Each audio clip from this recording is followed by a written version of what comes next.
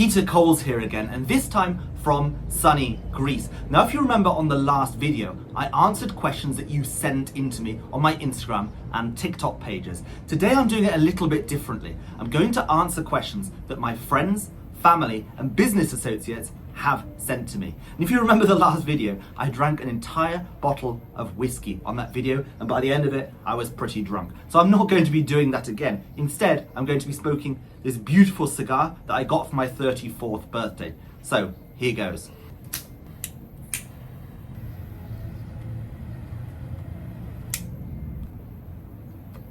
Right, question number one. What would you be if you weren't a polyglot? Very good question. I've always wanted to be a polyglot. I've loved learning languages, but I've never quite known what I'm going to make my money in. But I think whatever I was doing, I'd definitely be running some kind of business. Up to this point, when I've been running this social media page, I've been running all kinds of businesses. I've really wanted to work online. I wanted to make a ton of money. I can't think what it would be because my passion is truly learning languages, but it would definitely be something on the internet, earning money and being free to live wherever I want to be. Next question. What's the hardest language in Europe that you know? The hardest language in Europe I know is definitely Hungarian. I'm not sure if it is the hardest language in Europe because there's also Finnish and Estonian, but I don't speak those languages so well. Out of the languages I can speak fluently, Hungarian is definitely the hardest. Because if you learn a Germanic language, then all the other Germanic languages are easy. If you learn a Romance language, then all the other Romance languages are easy. If you learn a Slavic language, then all the other Slavic languages are easy. But the problem with Hungarian is it is a Uralic language. It's a Finno-Ugric language.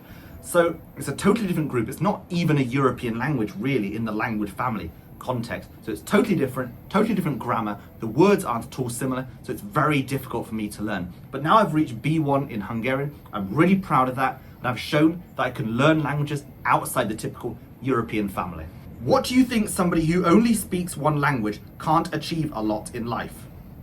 Well, I wouldn't say that somebody who only speaks one language can't achieve anything, because there are so many people out there who can only speak one language who have achieved a lot, especially lots of Americans. Look at Donald Trump, he can only speak English, but he still achieved a lot in life.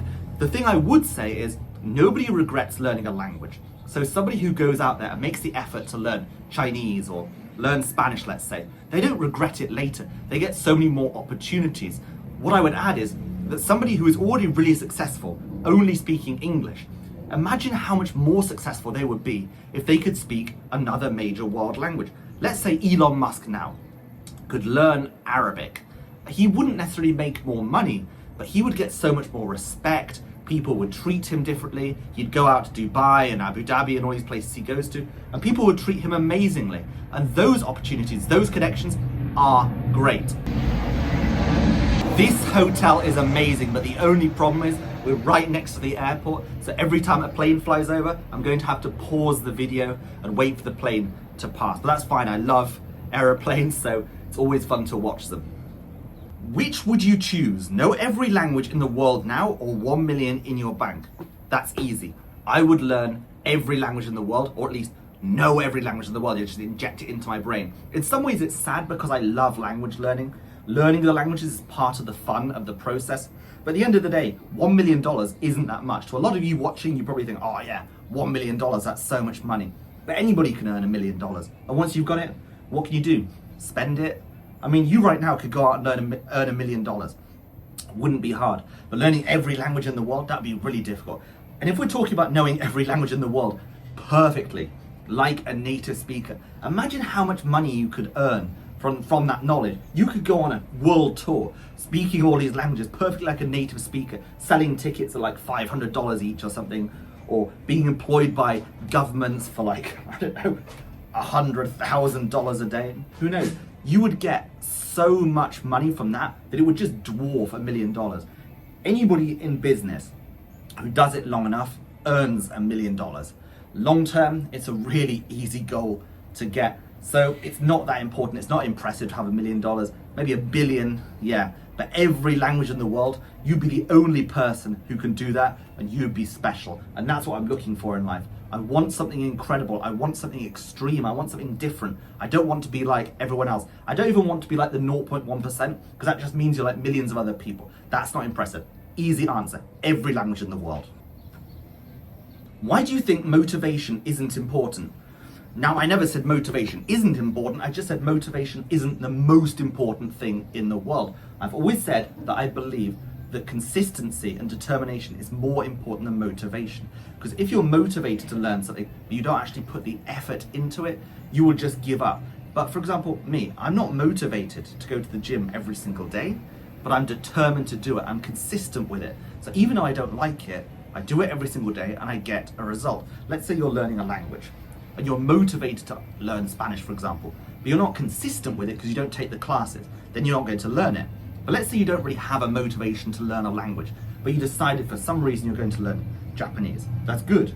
Now, if you take your classes 4 times a week, every single week, for 2 years, at the end of that period, you're going to be able to speak the language because you've been consistent with it. You've been determined to learn and you got that result. So determination and consistency are more important than motivation, but motivation is still important. How did learning languages change your dating life? Languages totally changed my dating life. I wouldn't be with my current girlfriend now if I couldn't speak languages. The main thing is we met each other in Kiev, in Ukraine, about 5 years ago. And when we met, she couldn't speak a word of English. So if I couldn't speak Russian or Ukrainian, we would never have been able to communicate. We'd never have gone on a date. We'd never have clicked. At the time, I couldn't speak any Ukrainian, even though that's her first language. But I could speak Russian. We had one language in common. And that meant when we started dating, we could communicate. I knew so many guys who were out in Ukraine back at that time, trying to meet girls, let's say 2020, 2021. Before the war, I call it the golden era of being in Kiev. And everybody wanted to meet girls. But the only problem was they were going out and spending as much money as they could on these girls who weren't taking these guys seriously. They were just using them for restaurants, experiences, going to clubs. So that didn't really work out for them. They came back often with no girls at all. But because I could speak languages, I got these opportunities. Exactly the same thing happened to me when I was in Mexico. All these American guys out there on Tinder, getting hundreds of matches, except those girls would go on one date with them, have some food. To be fair, maybe sleep with them, but nothing serious would happen after that because they couldn't speak English and the guys couldn't speak Spanish. But I had a really easy time in Mexico because I'd meet these girls and I'd actually click with them because I could speak in Spanish. And even if none of them became my girlfriend, I had a great experience. We'd go on trips to lakes and the beach and see things that the locals did and even get invited to some of their houses for dinner. So these connections and friendships, relationships is exactly the main reason why I love speaking lots of different languages. Which are your 3 favorite languages? My 3 favorite languages are always the languages that I can't speak or the ones that I'm learning. So right now, 2 of my favorite languages are Arabic and Hungarian, but not because I speak them very well, but because I'm studying them. And if I can speak a language fluently, let's say Czech or Polish, it's not my favorite language anymore because it's boring now. So we got 2. The others might be Thai. I can't speak Thai and I really want to learn this language, but it's not a focus right now. It's one of my favorite languages because I love the way it sounds. I've got so many connections over there. I know lots of creators in Bangkok and Phuket who want to meet up with me. I think it'd be really cool to do some videos on YouTube speaking in Thai. So I'm really excited to learn this language, but I can't do it yet. So that's why it's one of my favorite languages. And to add a 4th one, a language that I can speak, but I really want to improve in the future, is Brazilian Portuguese. I've never been to Brazil. I really like the language. Really want to improve it, want to get at least to like B2, maybe even C1 and go out there. So that is an honorary mention. Brazilian Portuguese, we've got Hungarian Arabic because I'm learning them, Thai because I want to learn that in the future, and Brazilian Portuguese because I can speak it but I never have the opportunity to use it. I keep wanting to pause because I think I can hear aeroplanes coming. Which is the most useless language in the world? The most useless language in the world is the language that you don't use. Let's say you learned Turkish. Except you never go to Turkey, you don't know anyone who speaks Turkish, you have no reason to learn it for your job, well then it's a useless language. The useful languages are the languages that you can speak and that you can use. Let's say that, I don't know, we know that Chinese is the most spoken language in the world, so everyone says this is the most useful language in the world. But if you never use Chinese, you never go to China, well then it's a useless language. So the languages you don't use are the useless ones. For me, it will be something like Welsh. I never go to Wales, I've been there once, I just spoke English. So this is a useless language for me. People say often, oh, would you like to learn Navajo, this Native American language? No, it will be useless for me because I'd never speak it, I never go to New Mexico or Arizona. If I did, I probably wouldn't meet any Native Americans.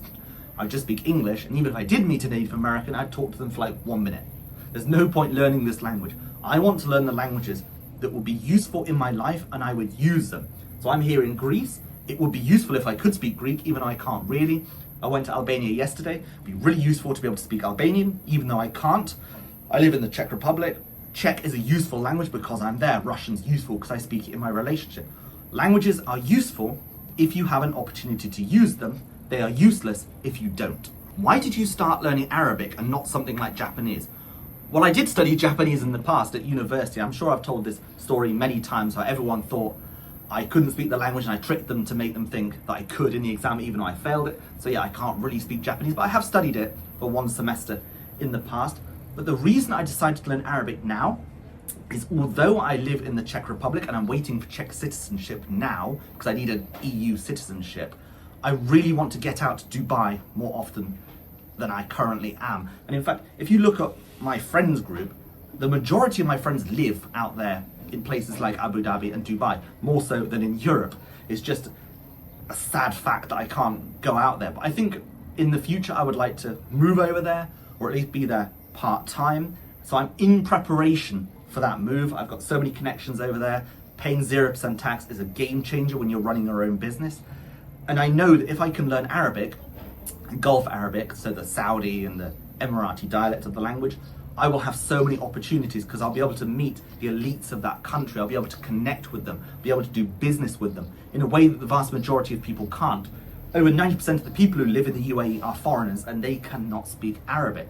But if you are a foreigner who can speak Arabic, you can connect with the locals, many of whom are more successful than any of the foreigners living there. And then you have infinite opportunities. And it's just a thing of respect. If you move to a country, you should speak the language, you should get involved, you should integrate, and that's fundamentally what I believe I will do in the future, and that's why I'm learning the language.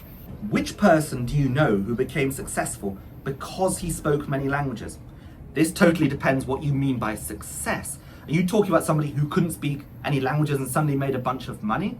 Because success isn't only that. I know people, for example, who got a citizenship from the country that they wanted to because they could speak the language. Somebody in Latin America who had a Greek ancestor, and they learned Greek, and therefore they got a Greek passport, an EU passport, and that passport got them the opportunities.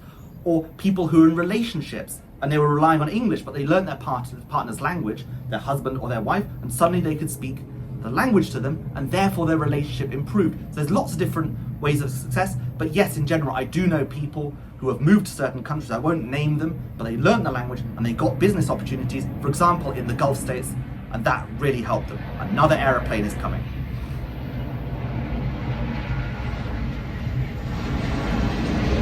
Which is the language of the future? Well, that totally depends where you are. Let's say you live in the USA and you can only speak English. Well, the language of the future for you is Spanish, whether you like it or not. Those who live in the USA and can speak English and Spanish will own the future of the country. If you're in manufacturing and you're in Asia, well, maybe Chinese is the language of the future. I believe in Europe, an often overlooked language is Polish. This is the language of the future in Europe. Yes, everyone learns German, they learn French, they learn Italian. And again, if you want to learn these languages, really good. It will really help you. But the overlooked language of the future in Europe is Polish. But there won't be one single language that is the language of the future that will, for example, replace English. For the next 100 years at least, English will definitely be the world language. If you can't speak English, learn it. But if you can't speak English, how are you watching this video? Once you can speak English, however, there are lots of other languages that will be really important to you. But I can't give you one specific language because it totally depends on your geographical location, what you're doing, what opportunities you have. But if you want to know which language to learn, feel free to send me a message on Instagram or TikTok or Telegram, and I'll help you out this question. If everyone in the world could speak one language, which language would it be? Definitely English. This is a really easy one. Everyone in the world who is important right now can speak English. And if they can't speak English and they're important, they've got somebody to translate for them. 100% English. If you can't speak English, learn it, as I said before. But it's not the only language you should learn. It's what they call the lingua franca. But even if somebody, for example, in Dubai is an Arab and they can speak Arabic and English perfectly, that doesn't mean you don't have to learn Arabic, because if you learn their language, it will make a bond with them, it will connect with them, it will impress them, they'll respect you, get more opportunities. So Don't focus on what language everybody speaks, and focus on the language that will help you make those connections. How many languages do you think you can learn by the end of your life? I don't want to put a number on it. We could say maybe 50. I'm currently around 25. It's a grey area after about 20, up to about 30. Where do you draw the line on you can speak a language? I don't know really. But so far I've learned lots of languages that are fairly easy. So I've gone through all the Germanic, all the Romance, all the Slavic languages, and now it's getting harder. So the line went like this, up very quickly, because once I could speak German, I could learn Dutch very quickly. Once I learned Danish, I could learn Swedish and Norwegian very quickly. Once I learned Czech, I could learn Slovak very easily. But now I've learned all the easy languages, I'm going on to the harder languages, so the progress will slow down.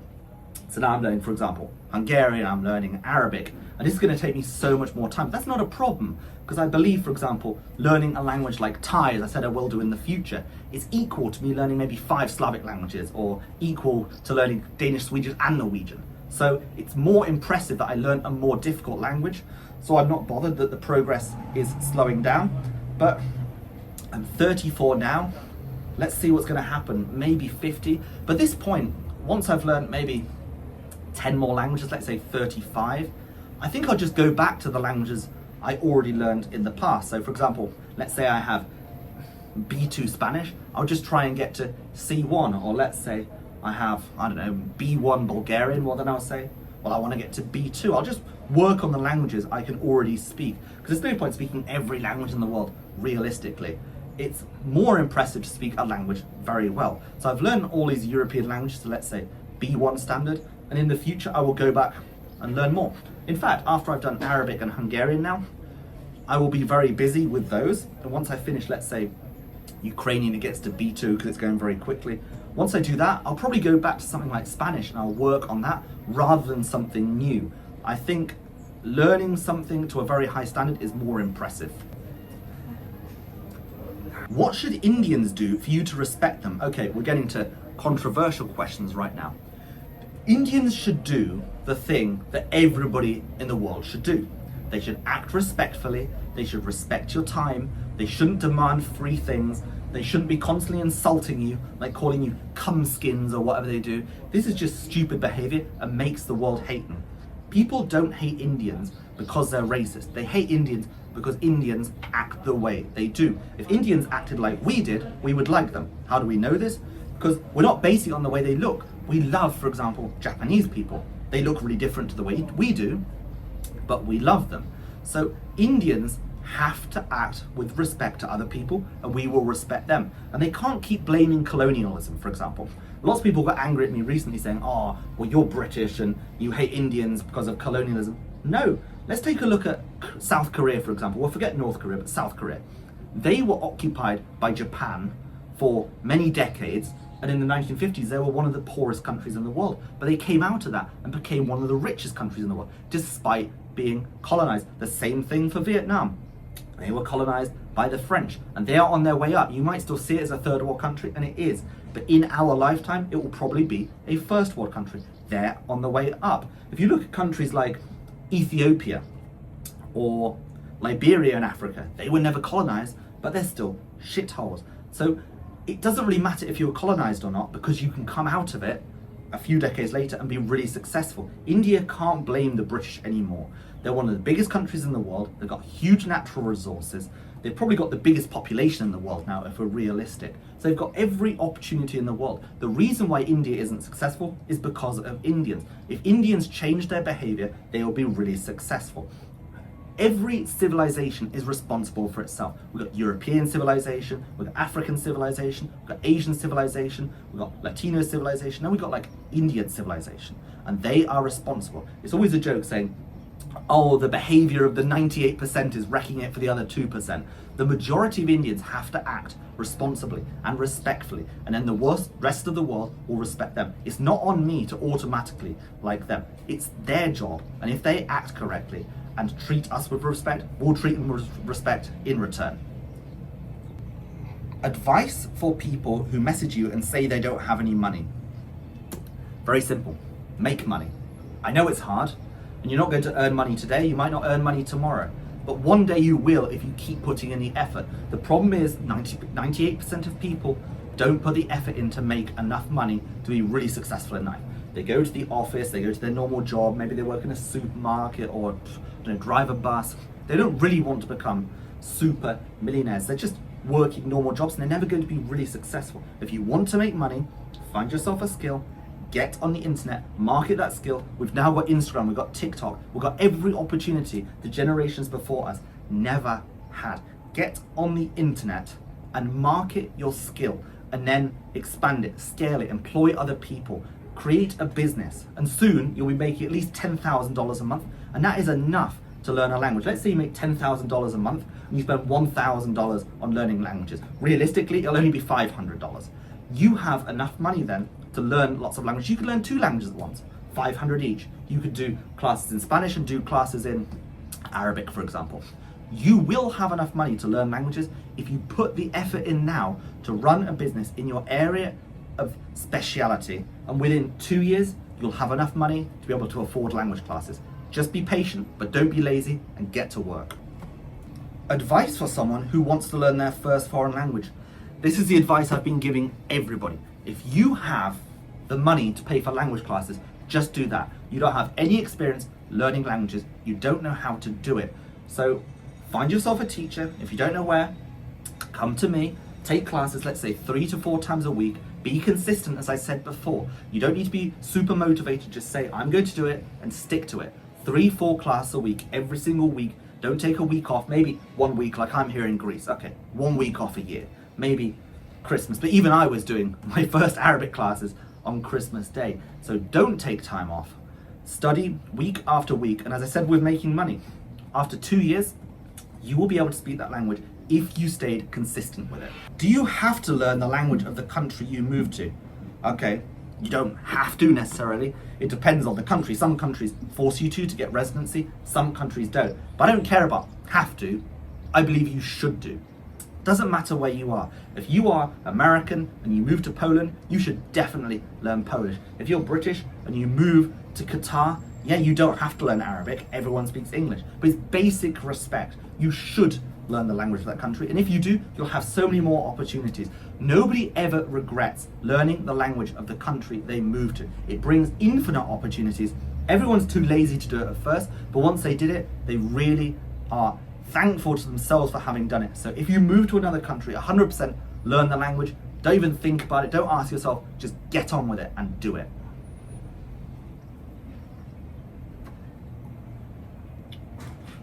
Who will you be in 10 years? I'll probably be the same person, just better. I'll still be learning languages. I'll still be running my business. I'll still be traveling around the world. I'll just speak more languages and I'll have more opportunities. Hopefully my language school has grown by then. Hopefully it's known worldwide. But yeah, in general, I would just be the same person as I am right now, just hopefully helping more people in general. What's the best age for starting to learn languages? Another aeroplane. Okay, the best age is your age right now. You can't go back in time to learn languages in the past, so start it right now. But if you have children, for example, the best age is 100% when they're really young. Let's say they're 2, 3, 4 years old.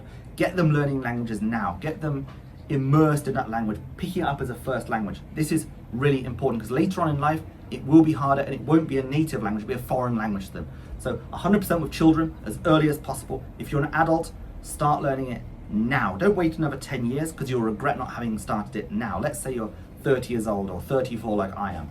If you have the opportunity to learn a language and you're not currently learning one at all, start right now. Don't wait, get on with it immediately. How much time did you need to understand you wanted to make languages your main job? I always wanted to make languages my main job, but I didn't know how to do it. So up until I was about 30, I was running all different kinds of businesses, making a bunch of money from it, pretty successful. But the problem was I was always relying on other people, on their effort or their laziness. When it came to languages, I was just relying on myself. I know I'm a highly ambitious person, I'm a hard worker. So if I could run my own business, I knew I'd make so much more money. So I knew I wanted to do this from the beginning. But it took me 30 years to actually do it. And now I'm doing it, I'm the happiest I've ever been. What is the main rule in your language school? Consistency. We don't want students who are doing a class, 6 times a week for a month and then quitting. and then not being able to speak the language. I've had this so many times. I've said the story of the American girl who did a year of Hungarian classes with me, and a year later she quit, and a year after that she couldn't even speak the language, just forgotten it. That was a total waste of time. The rule in my language school is we're looking for people who are going to do this consistently. Let's say every single week, not taking breaks, doing it for 2 years or 3 years even if it's just 2 times a week. Do it every single week for 3 years. That's what we're looking for. The rule is be consistent. Don't start and then quit and then start again. So many students write to me, about half of them say, okay, I'll do 1 class a week, and they do it for a couple of months, then they quit in, let's say, March, and they say, I'll be back in June. They don't come back in June, they say, I'll be back in September.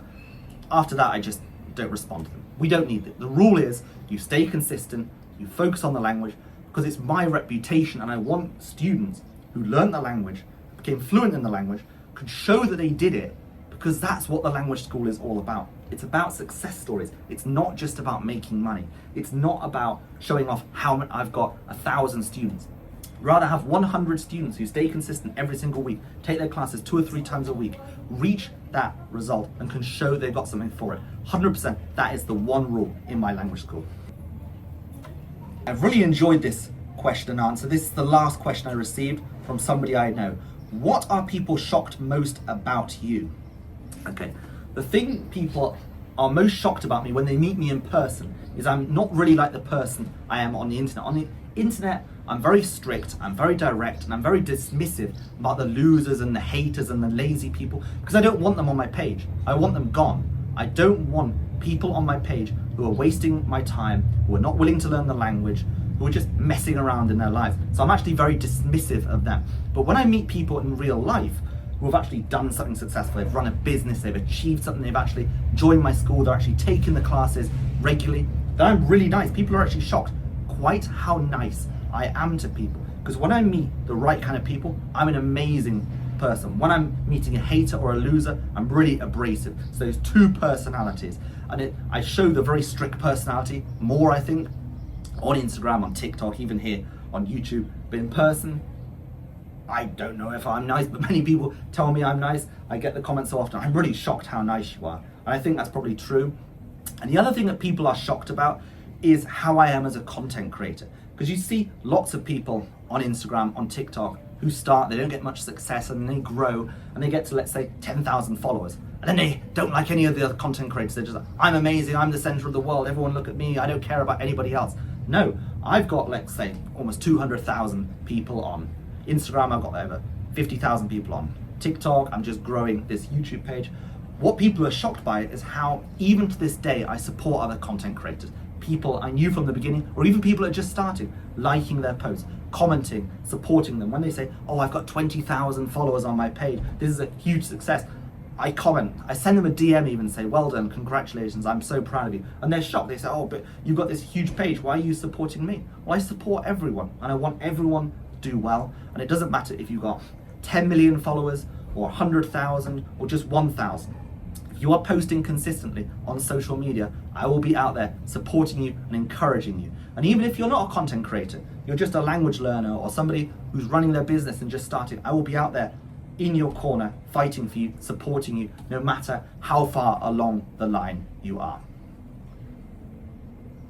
Well, I hope you got some value from that video. I hope you learned something. I hope you understood more about what I'm about. I'm really thankful if you watched this entire video and got to the end, because it's really important on YouTube that people watch the entire video. So if you got to the end of this video, please write a comment underneath and say you got here, and I will respond to you. If you've got any more questions, please write them here in the comments or send them to me when I do question and answers on my Instagram page.